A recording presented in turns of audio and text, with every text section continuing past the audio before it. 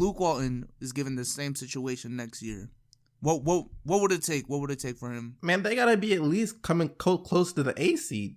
That's what I'm I saying. want to see some. I want to see some progression. That's why I said 9th seed. 9th seed is progression from. DJ Khaled. Please, Khaled, don't pair me or compare me. Unless the said party is a rare breed. The stories I hear, they tend to mirror me. At this point now, rap is only therapy. Andrew Wiggins, the #1 overall draft pick of the 2014 NBA draft, is a player I've been really confused by basically since last year. I didn't know what to think of him, and I didn't want to jump to conclusions because of several reasons that I'll get into later. But the more and more I look into Andrew Wiggins, the more and more I become skeptical of who he is, what his future is in the NBA, and inevitably what he'll be remembered for. Let's start off with my definition of a bust, at least, as how I view it. A bust to me is a player who underperforms way under expectations, and it's as simple as that. And there are certainly levels to being a bust to me. There's the Adam Morrison and Anthony Bennett types that were just extremely high draft picks that were simply trash.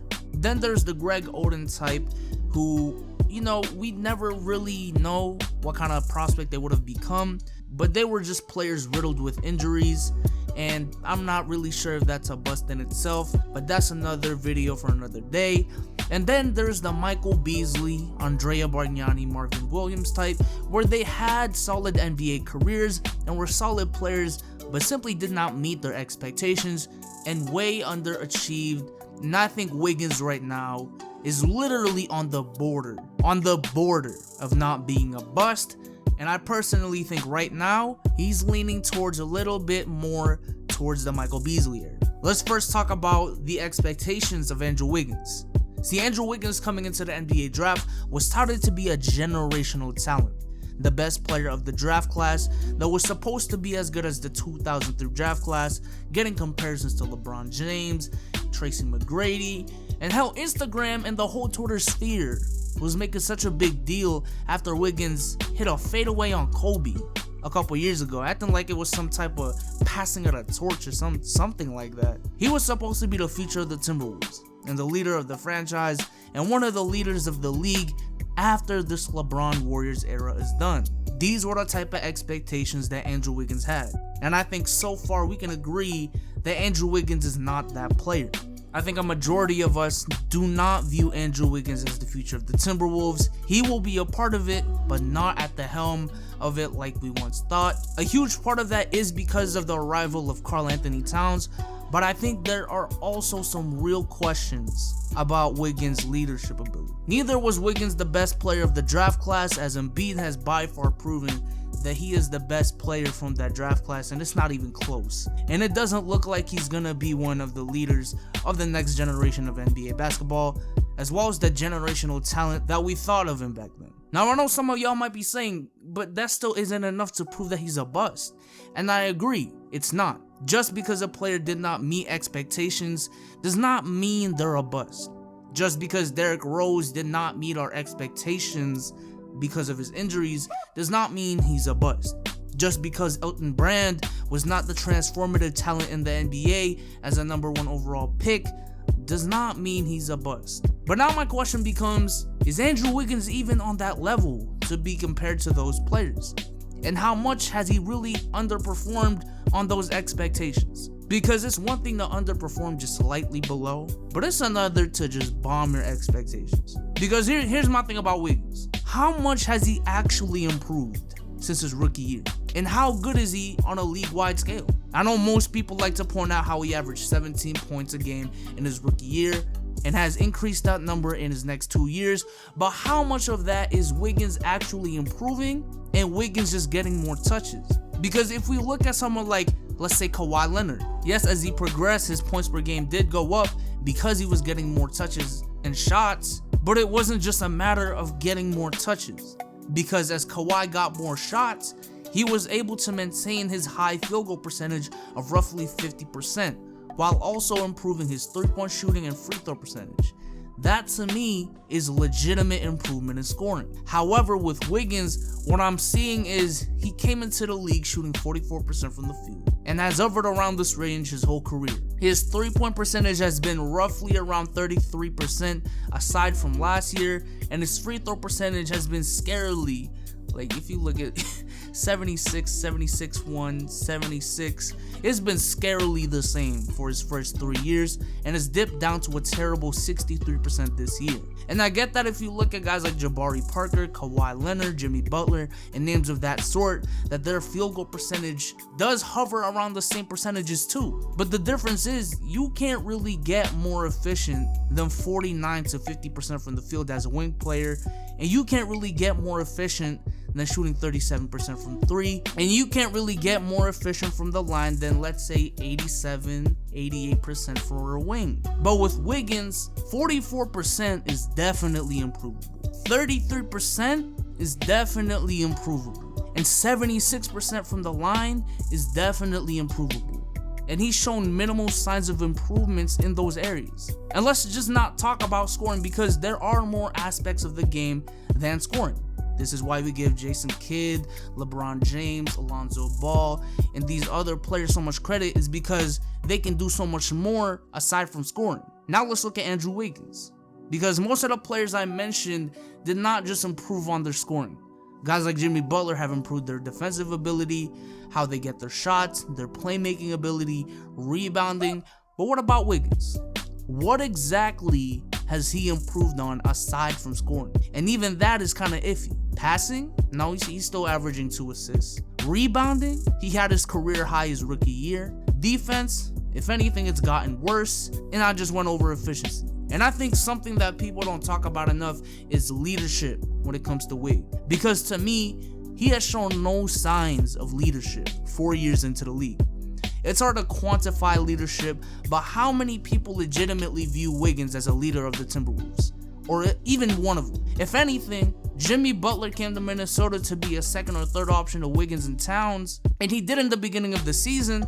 However, it wasn't until Jimmy took the helm that they started winning games, and Wiggins became the third option. And you know the funny thing?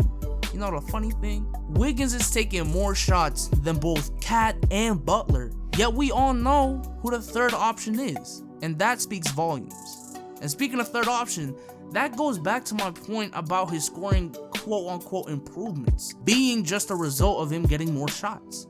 Because Wiggins this year is getting more open shots than ever as the third option, and is still getting the same amount of shots per game as his sophomore year, roughly around 16 shots a game, yet his efficiency from the field is at a career low. His 3-point percentage has taken a dip, and he's shooting a horrendous 63% from the free throw line, and compared to his sophomore year, where he got the same amount of shots per game, he's scoring 3 less points and less efficient all around. So again, it raises an eyebrow to that as well. I know I've said a lot and I've been kind of all over the place, but let me conclude by asking y'all just a couple more questions. Look at this list right here. Don't mind the order, alright? Just look at the names, because I know some of y'all will be pissed at Harden's at Sue above KD, and I get that, but it's based on who's been the better player or the best players of the season so far. And you have to have at least 20 games under your belt. And looking at this list, are these not 40 to 50 players legitimately better than Andrew Wiggins in his 4th year in the NBA? Are these not 40 to 50 players legitimately better than the number 1 overall pick in his 4th year in the NBA? Like I said, this list only includes players who have played 20 plus games in the season so far. So this excludes Gordon Hayward. This excludes Isaiah Thomas. No Kawhi Leonard, no Jabari Parker, no Mike Conley, and Rudy Gobert, which I think 90% of people agree that those 7 players are in fact better than Andrew Wiggins. Would a number 1 overall pick, who was expected to be a generational talent, be a bust if in year 4 you can legitimately argue he's not even a top 50 player in the league today, and doesn't seem to have the ability, or has he shown the ability to make drastic improvements in his game in his first 4 years in the NBA? As a matter of fact, let's be real. If we were to rank the best players from his draft class, he may be the 4th, 5th, or 6th, behind Jokic, Embiid, Parker when healthy. I would say this year Aaron Gordon is also having a better year, which might lead to an ongoing trend. And Gary Harris has been phenomenal for the Nuggets as well. Look, I totally understand why some of y'all want to wait a little bit more, right? It's his 4th year in the league. He's still 22 years old. I get that viewpoint. But here's my question. You might not think he's a bust right now, and I fully understand. But when will the "just wait, he's just young" excuse last? That is my biggest question. Because Wiggins is in his 4th year in the league and is gonna be 23 in 2 months. Will this excuse end in his 5th year as a 24-year-old? Will it end when he's in his 6th year as a 25-year-old? Please let me know in the comment section down below. 4 years in, Anthony Davis has established himself as the best big man in the league. 4 years in, Derrick Rose has established himself as a superstar player prior to his injuries. 4 years in, Dwight Howard was carrying the Magic to 50+ wins and was the best center in the league. 4 years in, Blake Griffin was top 3 in MVP voting. 4 years in, Andrew Wiggins has not shown any improvements in his game aside from scoring, and that may just be due to him getting more shots.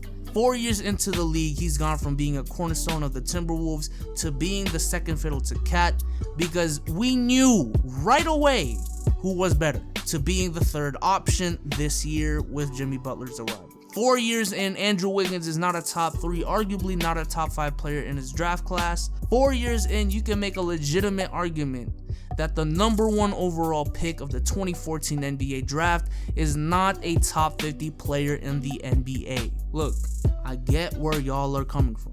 22 years old, 4th year in the league. But at some point, that potential has to turn into something we can actually see. And are we 100% sure, 80% sure, that in year 5, he'll be a top 50 player in the NBA, top 40, and even if he is top 40, that is still underperforming? Let me know what you think in the comment section down below about Andrew Wiggins, and go ahead and check out the Dish podcast. The 5th episode is out, and the link will be in the description for that as well. And I'm gonna be live streaming on Twitch tonight, so go ahead and check out my Twitch at TheBSouls. The link will also be in the description for that as well. But with that being said, I am out. Peace.